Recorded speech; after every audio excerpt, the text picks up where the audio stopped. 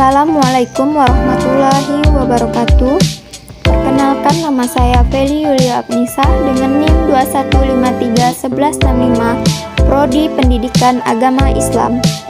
Dosen pengampu Dr. Emi Kolila Arahab, MPDI, dengan mata kuliah Pendidikan Islam Kontemporer. Pendidikan Islam Kontemporer, saya memilih 3 pendapat, yaitu pertama pendapat Hasan Langgulung, kedua yaitu Al-Ghazali, dan ketiga Zakia Darajat. Yang pertama yaitu pemikiran pendidikan Islam kontemporer menurut Hasan Langgulung.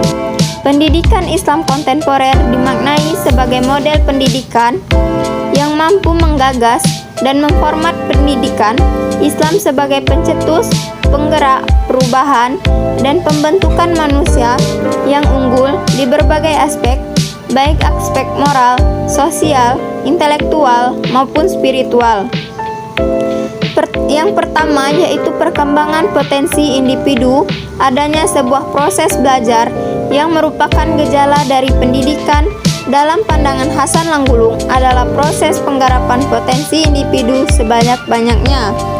Yang kedua yaitu belajar menurut Hasan Langgulung adalah sebuah gejala dalam proses pendidikan. Tujuan dari belajar pun adalah senada dengan tujuan dari pendidikan, di mana individu bisa mengaktualisasikan segala potensi yang dimiliki dalam kehidupan sehari-hari. Yang ketiga yaitu ada kesehatan mental dalam pendidikan Islam. Pendidikan merupakan konsep pendidikan yang berlandaskan pada sumber Al-Quran dan As-Sunnah.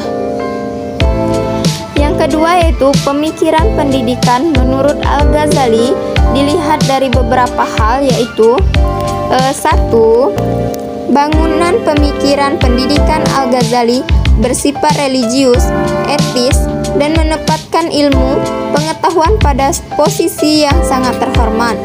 Kedua, tujuan pendidikan Al-Ghazali mencakup 3 aspek, yaitu pertama, aspek kognitif yang meliputi pembinaan nalar seperti kecerdasan, kepandaian, dan daya pikir.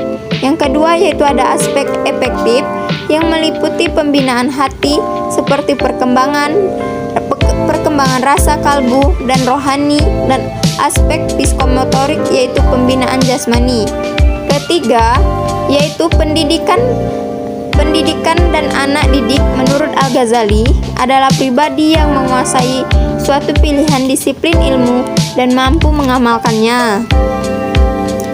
Al-Ghazali secara eksplisit menetapkan 3 hal penting sebagai orientasi pendidikan. 1.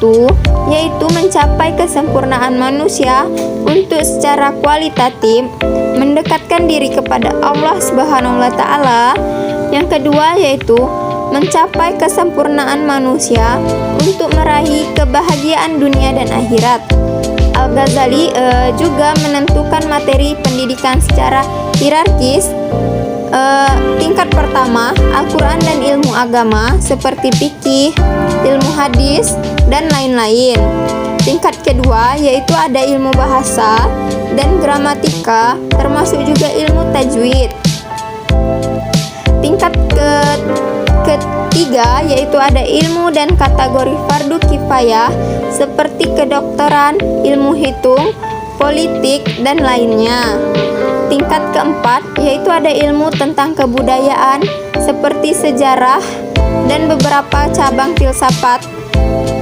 Di samping itu, Al-Ghazali sendiri tidak menolak pentingnya mempelajari segala macam ilmu pengetahuan yang bermanfaat bagi manusia.